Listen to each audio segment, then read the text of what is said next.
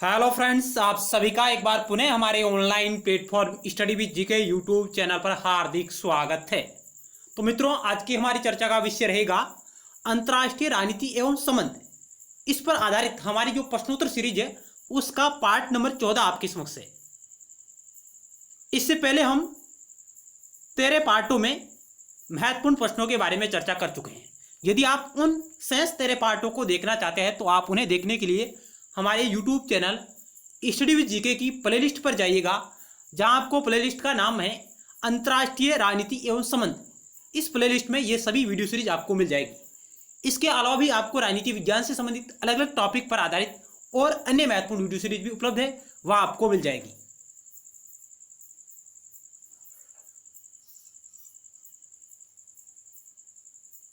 और ये हमारी वीडियो सीरीज आगामी सभी प्रतियोगी परीक्षाएं जिनका संबंध राजनीति विज्ञान से है उनकी दृष्टि से बेहद ही महत्वपूर्ण है। तो आइए शुरुआत करते हैं बिना किसी देरी के, टू द पॉइंट। पहला सवाल आपकी स्क्रीन पर रहा। ये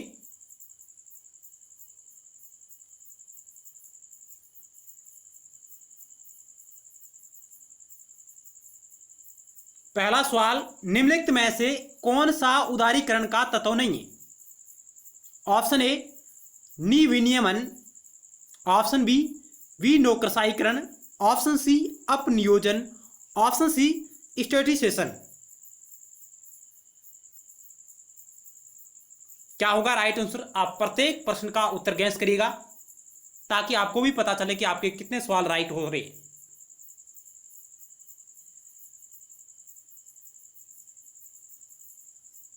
तो आइए चेक करते हैं एक नंबर सवाल का क्या होगा राइट आंसर। इनमें से कौन सी उदारीकरण का तत्व नहीं है? तो ये तीनों है जो उदारीकरण के तत्व है, जबकि ऑप्शन डी इस सवाल का राइट होगा।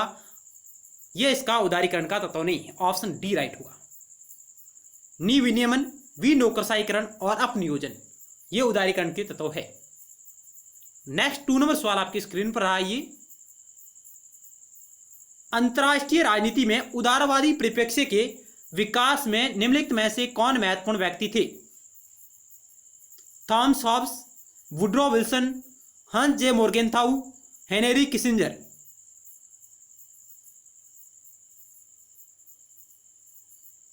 क्या होगा 2 नंबर सवाल का राइट आंसर? अंतर्राष्ट्रीय राजनीति में उदारवादी परिप्रेक्ष्य के विकास में निम्नलिखित में से कौन महत्वपूर्ण व्यक्ति थे?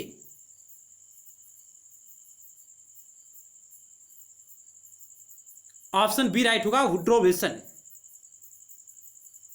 इन्होंने विश्व शांति के 14 सिद्धांतों का प्रतिपादन किया था और ये अंतर्राष्ट्रीय राजनीति में आदर्शवादी उपागम के प्रमुख प्रवक्ता माने जाते हैं, वुड्रो विल्सन। और इन्हीं के विचारों पर आधारित राष्ट्र संघ की स्थापना की गई थी। राष्ट्र संघ की स्थापना में इनका प्रमुख योगदान था वुड्रो विल्सन का। और इन्होंने अंतर्राष्ट्रीय राजनीति में उदारवादी परिप्रेक्ष्य के विकास में एक महत्वपूर्ण व्यक्ति थे। ये थॉमस हॉब्स, जिनकी प्रसिद्ध रचना लेविथोन 1651 में आती है, यह भी आप ध्यान रखिएगा। और ये एक समझौतावादी विचारक है, सामाजिक समझौतावादी विचारक। और निरंकुश संप्रभुता का जनक भी थॉमस हॉब्स को कहा जाता है। निरंकुश संप्रभुता का जनक कहा जाता है थॉमस हॉब्स को। हंस जे मोर्गेनथाउ ये यथार्थवादी विचारक है।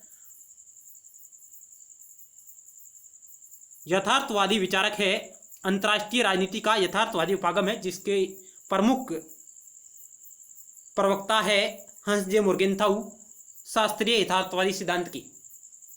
और इनकी प्रसिद्ध रचना पॉलिटिक्स अमंग नेशंस, और ये अंतर्राष्ट्रीय राजनीति में शक्ति को प्रमुख स्थान देते हैं। चलते हैं नेक्स्ट सवाल की ओर। 3 नंबर आपकी स्क्रीन पर रहा। ये आपको एक तरफ सूची 1 दी गई और सूची 2 दी गई है, इसको आपको सुमेलित करना है।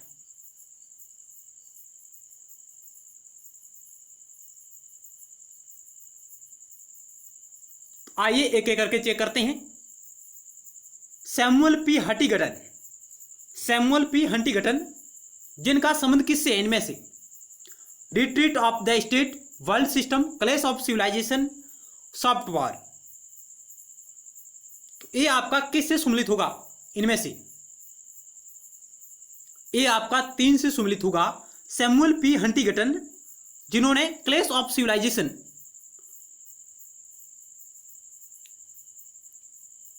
जोसेफ नाई ने सॉफ्ट पावर की अवधारणा दी थी, सॉफ्ट पावर। बी आपका 4 से सम्मिलित होगा एमुअल वालरस्टीन, जिन्होंने वर्ल्ड सिस्टम थ्योरी दी थी। डी आपका 2 से। और सुसान स्ट्रेंज, जिन्होंने रिट्रीट ऑफ द स्टेट पुस्तक लिखी थी। सुसान स्ट्रेंज, जिन्होंने रिट्रीट ऑफ द स्टेट। सी आपका 1 से सम्मिलित होगा। इस प्रकार चेक करते हैं तो आपका ऑप्शन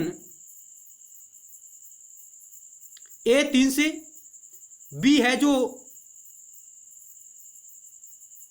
4 से सम्मिलित हो रहा है, ऑप्शन ए राइट होगा।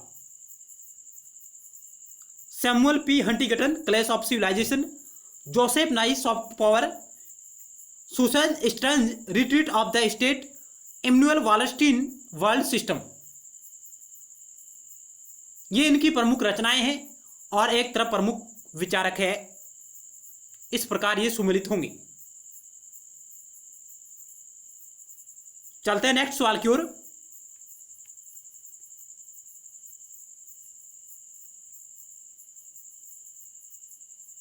ब्रिटेन वुड्स समझौते के द्वारा, ऑप्शन ए, वर्षा प्रचुर वनों को बचाने के लिए अभियान चलाने का नेतृत्व किया गया। यह सिद्ध करता है कि सोवियत यूनियन एक अमिश्रित अर्थव्यवस्था के रूप में सफल था। ऑप्शन सी है, ब्रिटेन वुड्स समझौते के द्वारा अंतर्राष्ट्रीय मुद्रा कोष की स्थापना की गई। और ऑप्शन डी है, विश्व वाइल्ड लाइफ कोष की स्थापना की गई। ब्रिटेन वुड्स समझौता का परिणाम क्या था? तो 4 नंबर सवाल का ऑप्शन सी राइट होगा। अंतर्राष्ट्रीय मुद्रा कोष की स्थापना की गई थी। इसके तहत अंतर्राष्ट्रीय मुद्रा कोष,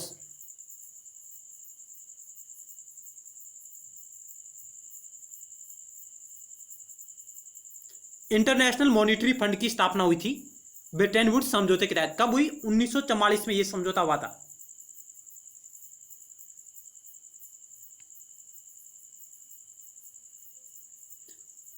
व्याख्या देख सकते हैं। ब्रिटेन वुड्स समझौते के द्वारा अंतर्राष्ट्रीय मुद्रा कोष की स्थापना की गई। 1944 में यह समझौता हुआ और विश्व बैंक की भी स्थापना इसी समझौते के द्वारा हुई।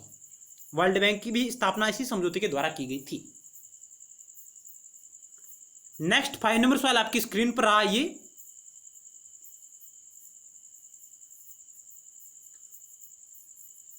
बहुत से यथार्थवादियों के अनुसार अंतर्राष्ट्रीय शांति किस प्रकार सर्वोत्तम रूप से प्राप्त की जा सकती है? यानी यथार्थवादी जो विचारक है वो अंतर्राष्ट्रीय शांति किस प्रकार सर्वोत्तम रूप से प्राप्त की जा सकती है, इस बात पर बल देते हैं। ऑप्शन ए, शांति प्रिय राज्यों द्वारा शक्तिशाली राज्यों को छूट देकर। क्या इस प्रकार शांति प्राप्त की जा सकती है यथार्थवादी विचारकों के अनुसार?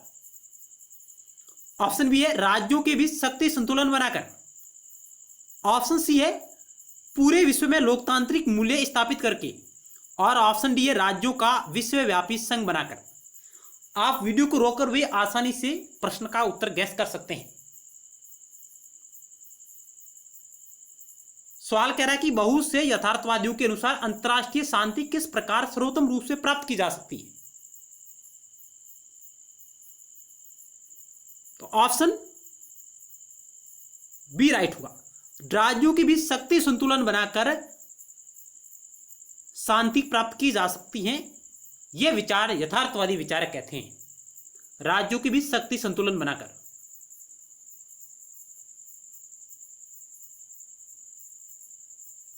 और पूरे विश्व में लोकतांत्रिक मूल्य स्थापित करके शांति प्राप्त करने की बात कौन करते हैं? आदर्शवादी विचारक है। आदर्शवादी उपागम के जो विचारक है वो कहते हैं कि पूरे विश्व में लोकतांत्रिक मूल्य स्थापित किए जाए और नैतिक रूप से शांति स्थापित की जा सकती है। लेकिन यथार्थवादी विचारक हैं वो कहते हैं कि राज्यों के बीच शक्ति संतुलन बनाकर ही शांति प्राप्त की जा सकती है। ऑप्शन बी आपका इस सवाल का राइट आंसर होगा। और यथार्थवादी विचारकों में सबसे प्रमुख है हंस जे मोर्गेंथाउ का नाम सबसे प्रमुख है, उल्लेखनीय।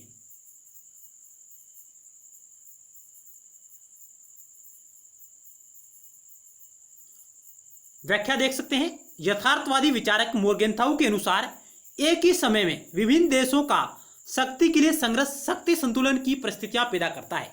यानी मोर्गेनथाउ कहते हैं कि एक ही समय में विभिन्न देशों का शक्ति के लिए जो संघर्ष है वह क्या है, वह शक्ति संतुलन की लिए परिस्थितियां पैदा करता है, क्योंकि राजनीति अंततः मानवीय प्रकृति के साथ जुड़ी हुई है और वह चाहे व्यक्ति हो अथवा राज्य सभी आत्म संरक्षण तथा उत्तरजीविता के निष्पक्ष कानूनों से प्रेरित होती है। यह बात है जो हंस जे मोर्गेनथाउ कहते हैं। तो कहने का मतलब यह है कि शक्ति संतुलन के द्वारा ही शांति प्राप्त की जा सकती है। यह बात यथार्थवादियों की है। आप वीडियो रोककर आसानी से इस स्लाइड को पढ़िएगा। चलते हैं नेक्स्ट सवाल की ओर।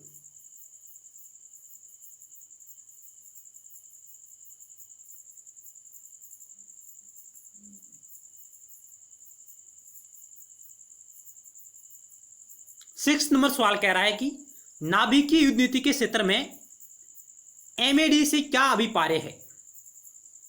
Missile are dangerous, mammals are ड्यूमेंट, मेक अमेरिकी डाई, म्यूचुअली एश्योर्ड डिस्ट्रैक्शन। नाभिकीय युद्ध नीति में एमएडी से क्या अभिप्राय है। इस सवाल का ऑप्शन डी राइट होगा, mutually assured distraction. Next 7 number सवाल आपकी स्क्रीन पर रहा। यह किसका कथन है कि युद्ध एक प्रकार से विदेश नीति होती है। युद्ध एक प्रकार से विदेश नीति होता है, यह बात किसने कही। कार्ल वान क्लोजेविटिज, नेपोलियन बोनापार्ट, क्विंसी राइट, ह्यूगो क्लोजेविटिज। किसने कहा कि युद्ध एक प्रकार से विदेश नीति होती है। यह कथन किस विद्वान का है।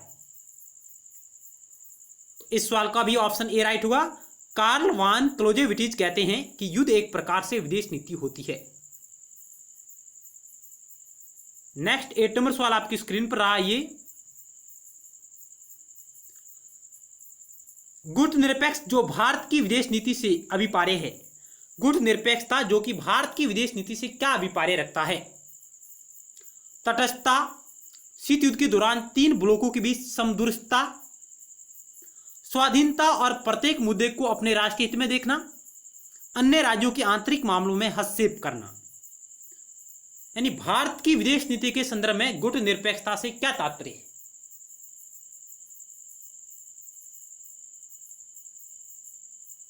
एट नंबर सवाल का ऑप्शन सी राइट होगा। स्वाधीनता, स्वतंत्र रहते हुए प्रत्येक मुद्दे को अपने राष्ट्रीय हित में देखना, यही गुट निरपेक्षता थी भारत के संदर्भ में। तत्कालीन समय में जो बांडुंग सम्मेलन हुआ, जहां पर इस आंदोलन की नींव रखी जाती है 1955 में, जिसमें भारत की तरफ से पंडित जवाहरलाल नेहरू और इंडोनेशिया के सुकर्णो और युगोस्लाविया के जोसेफ ब्राज टिटो, मिस्र के गमाल अब्दुल नासिर और घाना के वाने एनुकर्मा, इन प्रमुख नेताओं ने मिलकर इस आंदोलन की नींव रखी थी। और इन्होंने कहा कि उस वक्त जो शीत युद्ध का दौर चल रहा था, उन्होंने कहा किसी भी महाशक्ति के साथ समझौता नहीं करके, नई महाशक्तियों का सहयोग करके, अलग रहते हुए स्वाधीनता की नीति को अपनाते हुए अपने राष्ट्रीय हित में विकास को महत्व देना, यह प्रमुख विचार प्रतिपादित किए थे इन नेताओं ने। ऑप्शन सी इस क्वेश्चन का राइट आंसर होगा। नेक्स्ट सवाल आपकी स्क्रीन पर रहा 9 नंबर। गुट निरपेक्षता का सार्थ तो यह है कि अंतर्राष्ट्रीय मामलों में विशेषतः दोनों सर्वशक्तियों के प्रति नीतियों और अभिवर्तियों के संदर्भ में नीति और कार्रवाई की प्राप्त स्वतंत्रता बनाए रखी जाए।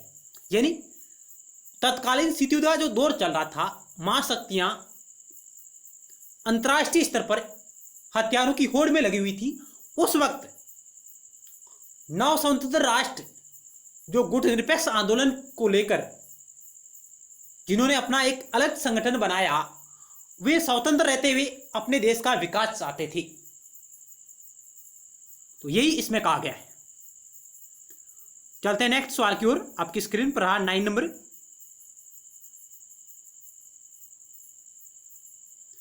यहां आपको कथन और कारण दिया गया है। कथन ए कह रहा है कि भारत वैश्विक स्तर पर परमाणु निशस्त्रीकरण के लिए तथा क्षेत्रीय स्तर पर वास्तविक न्यूनतम हानि के लिए है। भारत वैश्विक स्तर पर परमाणु निशस्त्रीकरण के लिए तथा क्षेत्रीय स्तर पर वास्तविक न्यूनतम हानि के लिए, यानी जो भारत का जो परमाणु कार्यक्रम है वह वैश्विक स्तर पर तो निशस्त्रीकरण के लिए तथा क्षेत्रीय स्तर पर वास्तविक न्यूनतम हानि के लिए है। और कारण कह रहा है कि भारत की परमाणु नीति द्विलक्षी है। और नीचे आपको सही कूट का चयन करना है। क्या ए आर दोनों सही है? आर ए की सही व्याख्या करता है। क्या ए आर दोनों सत्य है लेकिन आर ए की सही स्पष्टीकरण नहीं है? ए सही लेकिन आर गलत, ए और आर दोनों गलत। क्या होगा राइट आंसर इस सवाल का?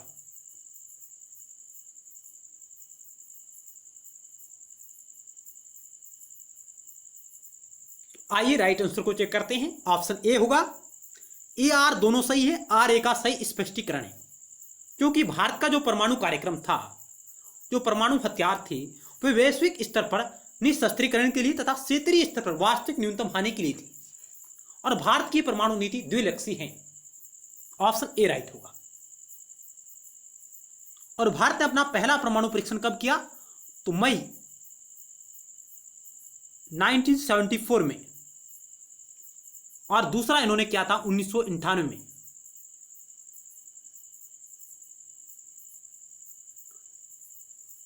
चलते हैं नेक्स्ट सवाल की ओर।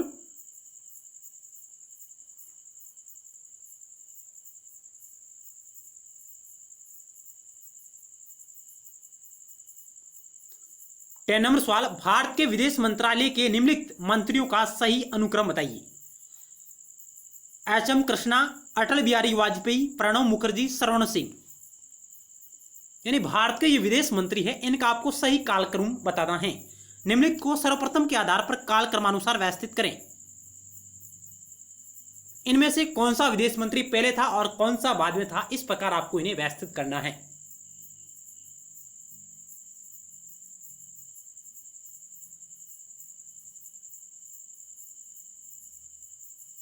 तो आइए चेक करते हैं राइट आंसर। ऑप्शन ए होगा, ऑप्शन ए राइट होगा।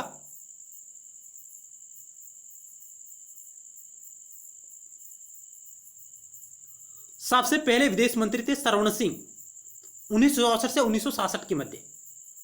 उसके बाद अटल बिहारी वाजपेयी, और उसके बाद प्रणब मुखर्जी, और उसके बाद एच एम कृष्णा।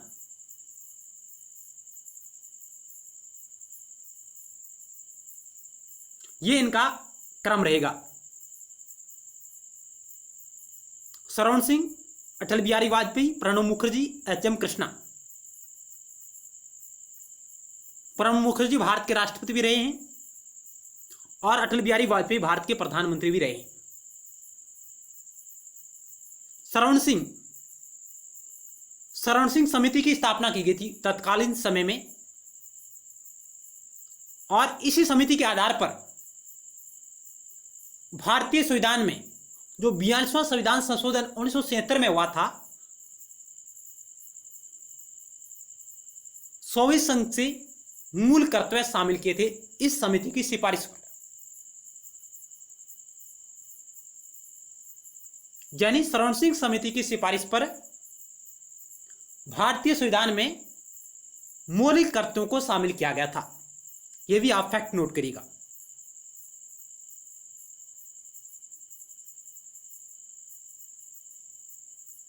चलते हैं नेक्स्ट सवाल की ओर।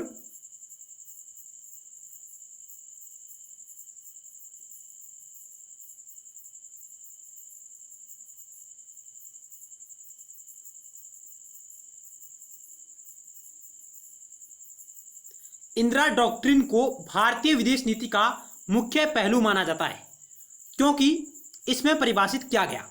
ऑप्शन 4 आपके समक्ष है, ए, बी, सी और डी।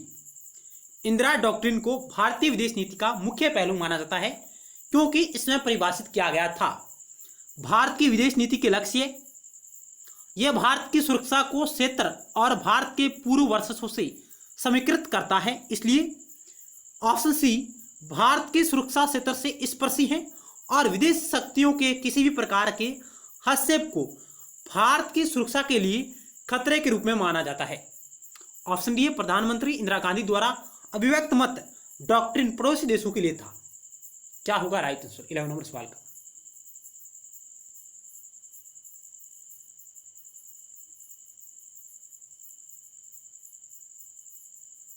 आइए 11 नंबर सवाल का राइट आंसर चेक करते हैं।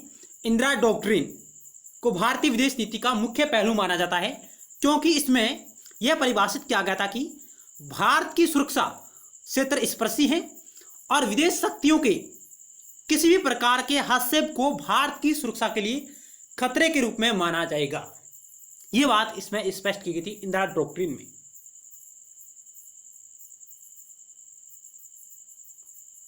नेक्स्ट 12 नंबर सवाल आपकी स्क्रीन पर रहा। ये यूनाइटेड नेशन चार्टर मुख्यतः ऑप्शन ए पूर्णतः व्यक्तिगत मानव अधिकारों से संबंधित है, ऑप्शन बी राज्यों के बीच संबंध से संबंध है, शांति, न्याय, स्वतंत्रता और आर्थिक तथा सामाजिक अधिकारों जैसी व्यापक विषयों के लिए है, ऑप्शन डी बड़ी, मध्यम और छोटी शक्तियों के अधिकार और कर्तव्यों के लिए।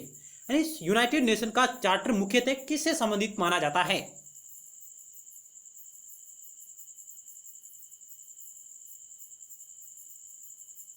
ऑप्शन सी राइट होगा। यह मुख्यतः शांति, न्याय, स्वतंत्रता और आर्थिक तथा सामाजिक अधिकारों जैसे व्यापक विषयों के लिए इनसे मुख्यतः संबंध रखता है। ऑप्शन सी राइट होगा।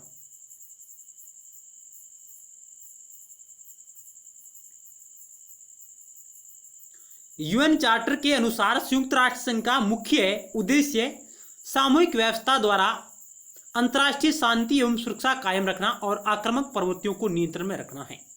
यानी संयुक्त राष्ट्र संघ का जो चार्टर है वह कहता है कि सामूहिक व्यवस्था के द्वारा अंतर्राष्ट्रीय शांति एवं सुरक्षा कायम रखना और आक्रामक प्रवृत्तियों को नियंत्रण में रखना इसका मुख्य उद्देश्य है। और इसी के साथ यह लाइन जुड़ी हुई है, शांति, न्याय, स्वतंत्रता और आर्थिक तथा सामाजिक अधिकारों जैसे व्यापक विषयों के लिए यूनाइटेड नेशन चार्टर मुख्यतः है।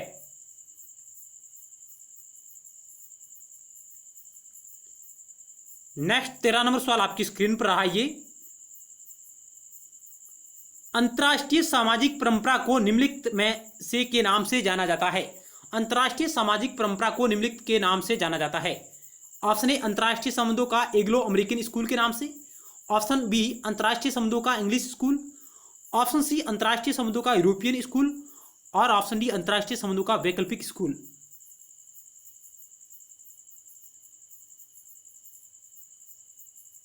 13 नंबर सवाल का राइट आंसर का ऑप्शन बी अंतर्राष्ट्रीय संबंधों का इंग्लिश स्कूल, जिसे अंतर्राष्ट्रीय सामाजिक परंपरा के नाम से भी जाना जाता है।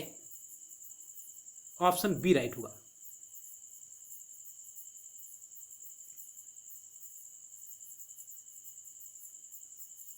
भारत श्रीलंका समझौते का मुख्य प्रयोजन था, यानी मुख्य उद्देश्य क्या था? 14 नंबर सवाल आपकी स्क्रीन पर है। ऑप्शन ए तमिलों के विरुद्ध भारत का युद्ध, ऑप्शन बी श्रीलंका का विभाजन करने का भारत का इरादा, सिंहली और तमिलों के बीच सजातीय विषयक संघर्ष समाप्त करना, ऑप्शन डी तमिल मिलिटेंट ग्रुपों का वैधीकरण करना। क्या होगा राइट आंसर 14 नंबर सवाल का? भारत श्रीलंका समझौते का मुख्य उद्देश्य क्या था? तो आइए राइट आंसर चेक करते हैं। इसका मुख्य उद्देश्य था सिंहली और तमिलों के बीच जो गृह युद्ध चल रहा था, जो सजातीय विषयक संघर्ष था, उसे समाप्त करने के लिए यह समझौता हस्ताक्षरित हुआ था। तो आइए इस समझौते से क्या महत्वपूर्ण फैक्ट जुड़े हुए हैं उनके बारे में बात करते हैं। 1987 को भारत और श्रीलंका शांति समझौता होता है।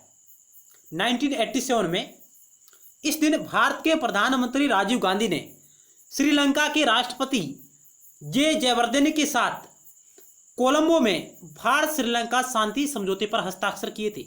ये महत्वपूर्ण लाइन है, यहां से कई बार प्रश्न पूछे गए प्रतियोगी परीक्षाओं में। किसके मध्य हुआ? भारत श्रीलंका के मध्य हुआ शांति समझौता। कब हुआ? 1987 में। और इसे कोलंबो समझौता भी कहा जाता है, कोलंबो समझौता भी कहा जाता है। और इसका मुख्य उद्देश्य था श्रीलंका में जारी गृह युद्ध को रोकने के प्रयास करने। यानी सिंहली और तमिल समुदाय के मध्य जो गृह युद्ध चला था उसे रोकना इसका मुख्य मकसद था। इस स्लाइड को आप वीडियो रोककर आसानी से पढ़ सकते हैं। चलते हैं नेक्स्ट सवाल की ओर।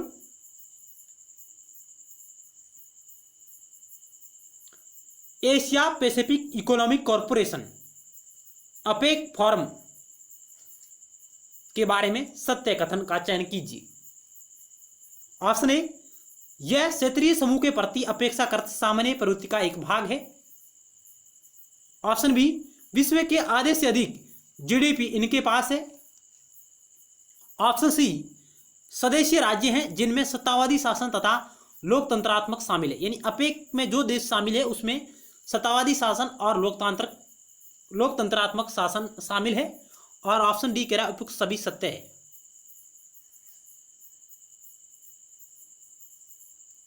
एशिया पैसिफिक इकोनॉमिक कॉरपोरेशन के बारे में ये सभी कथन बिल्कुल सत्य है। ऑप्शन डी राइट होगा।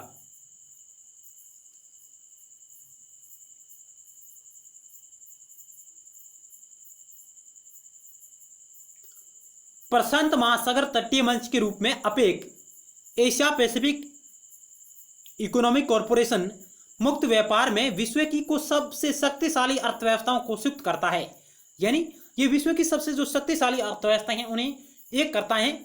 और इसके मूल में 14 सदस्य हैं जिनमें प्रमुख रूप से अमेरिका, जापान और चाइना मुख्य ये राष्ट्र इसमें शामिल है।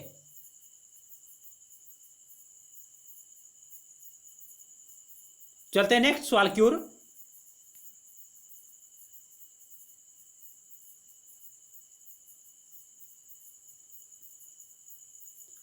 सोलह नंबर आपकी स्क्रीन पर रहा। शीत युद्ध कोल्ड वार के प्रति यूएसए दृष्टिकोण मूल रूप से किस में स्पष्ट किया गया? यूनाइटेड स्टेट अमेरिका का दृष्टिकोण मुख्यतः किस में स्पष्ट किया गया था? Nixon doctrine, Marshall plan, Monroe doctrine, Truman doctrine. शीत युद्ध कोल्ड वार के प्रति यूएस दृष्टिकोण मूल रूप से किस में स्पष्ट किया गया था? चार ऑप्शन आपके समक्ष रहे।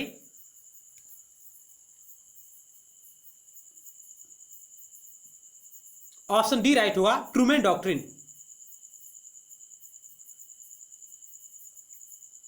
12 मार्च 1947 का वह दिन था जिस दिन इस ट्रूमैन डॉक्ट्रिन के तहत कोल्ड वार के प्रति अमेरिका द्वारा यह दृष्टिकोण व्यक्त किया गया था।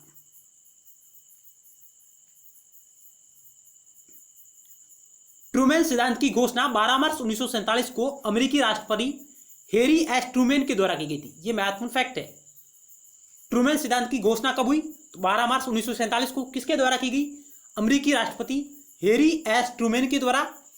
और ट्रूमैन सिद्धांत सोवियत संघ के साम्यवादी और साम्राज्यवादी प्रयासों पर नियंत्रण की एक अमेरिकी नीति थी, यानी तत्कालीन शीत युद्ध के दौरान सोवियत संघ के साम्यवादी और साम्राज्यवादी प्रयासों पर नियंत्रण की एक अमेरिकी नीति थी जिसमें दूसरे देशों को आर्थिक सहायता प्रदान करने जैसे विविध उपाय अपनाए गए। और ट्रूमैन डॉक्ट्रिन के तहत अनेक प्रकार के उपाय अपनाए गए थे जिसमें आर्थिक सहायता प्रमुख रूप से शामिल थी। आप इस स्लाइड को आराम से पढ़िएगा, वीडियो को रोककर पॉज करके। चलते हैं नेक्स्ट सवाल की ओर।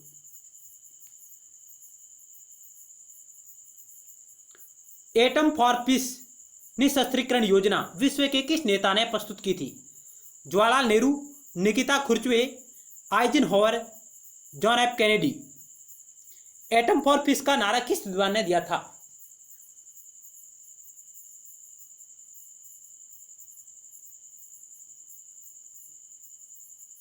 ऑप्शन सी राइट होगा, आइजनहोवर ने।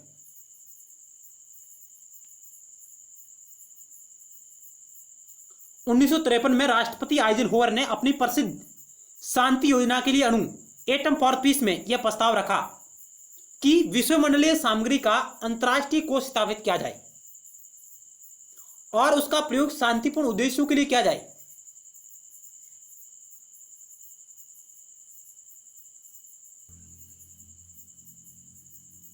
तो 1953 में राष्ट्रपति आइजनहोवर ने एटम फॉर पीस का नारा दिया आप इस स्लाइड को वीडियो को रोककर आसानी से पढ़ सकते हैं। चलते हैं नेक्स्ट सवाल की ओर।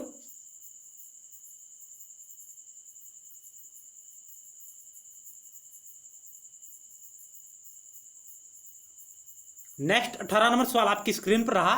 अंतरराष्ट्रीय क्रियाविधि के रूप में ग्लोबल एनवायरमेंटल फैसिलिटी GEF किसने सर्जित की? विशेष रूप से विकासशील देशों में पर्यावरण संबंधी परियोजनाओं का क्रियान्वयन करने के लिए। यानी इस ग्लोबल एनवायरमेंटल फैसिलिटी जिसका उद्देश्य है विशेष रूप से विकासशील देशों में पर्यावरण संबंधी परियोजनाओं का निधियन करना यानी वित्तीयन करना। इसके लिए इसका सर्जन किसने किया था? IMF ने, UNDP ने, यूनेप ने और विश्व बैंक ने।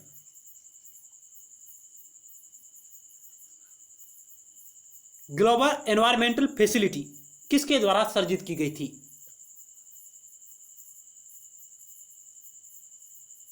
ऑप्शन डी राइट होगा, वर्ल्ड बैंक के द्वारा।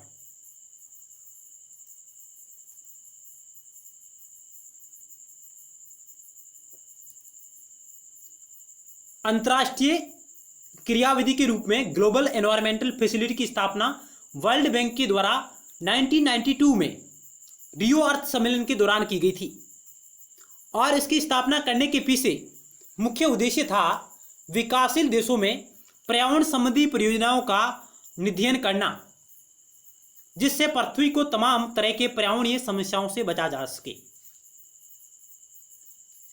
तो ग्लोबल एनवायरमेंटल फैसिलिटी की स्थापना वर्ल्ड बैंक के द्वारा की गई थी, जिसका उद्देश्य था विकासशील देशों में पर्यावरण परियोजनाओं को बढ़ावा देना और पर्यावरणीय समस्याओं को कम करना। चलते हैं नेक्स्ट सवाल की ओर।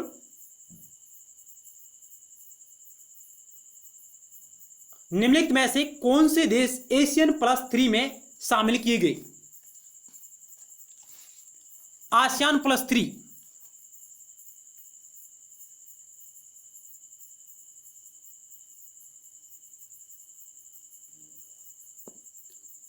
ऑप्शन आपके समक्ष है। चाइना, भारत, जापान, चाइना, दक्षिणी Korea, Russia, China, Russia, Japan, China, Japan, दक्षिण कोरिया। इनमें से वह कौन से देश है जिन्हें ASEAN+3 में शामिल किया गया था?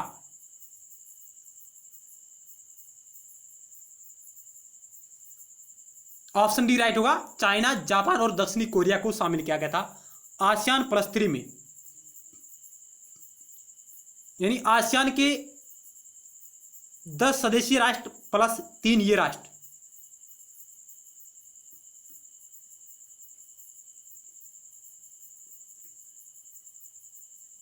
ASEAN+3 association of south east Asian nation +3। इसमें इस संघ में 3 देश चाइना, जापान, दक्षिणी कोरिया हैं, जिनका उद्देश्य ऊर्जा, परिवहन और सूचना एवं संचार प्रौद्योगिकी में पारस्परिक सहयोग को बढ़ावा देना।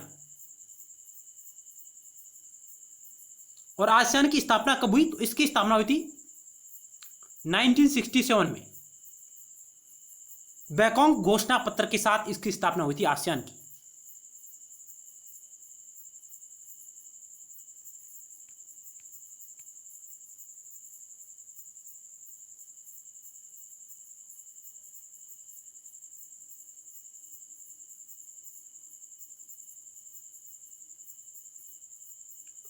निम्नलिखित संधियों को सही आरोही क्रम में कालानुक्रमिक रूप से व्यवस्थित करें। यूएन चार्टर, वेस्टफोलिया की संधि, यूक्ट्राइट की संधि, पेरिस की संधि। नीचे दिए गए कोडों के सही उत्तर का चयन कीजिए।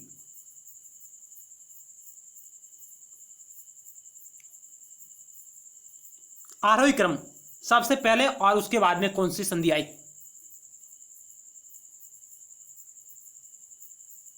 वेस्टफोलिया की संधि 1648 में। और यूएन चार्टर कब आया?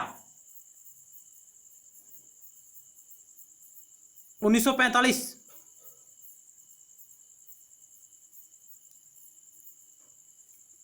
ऑप्शन सी राइट होगा इस सवाल का, ऑप्शन सी। दूसरा, तीसरा, चौथा और पहला। आइए विस्तार से देखते हैं। वेस्टफोलिया की संधि 1648 में, यूट्रेक्ट की संधि अप्रैल 1713 में, और पेरिस की संधि 1783 में, और यूएन चार्टर 1945 में। इस प्रकार इनका आरोही क्रम रहेगा। आज की क्विज यहीं समाप्त होती है। मिलते हैं नेक्स्ट टाइम और महत्वपूर्ण सवालों के बारे में। धन्यवाद।